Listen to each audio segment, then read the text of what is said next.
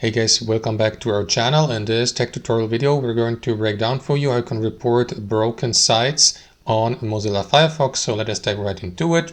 All right, in the first step, launch Mozilla Firefox and access the website you would like to report. For example, if it doesn't, or if it's not working properly or is having some performance issues. So let me go, for example, with that homepage here, for instance.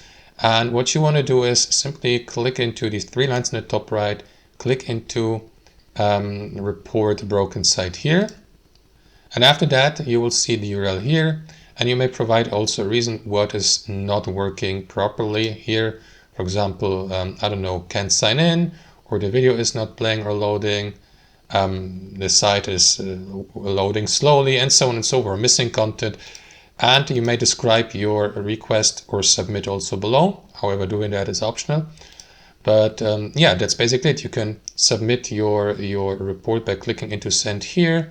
And after that, Firefox will, I assume at least, review that info and yeah, check if they can fix the issue here on the website and make it perform properly or work properly here on Firefox. And that's it. Thanks for watching. Hope you enjoyed this video, got some value from it, and we'll see you next time on our channel.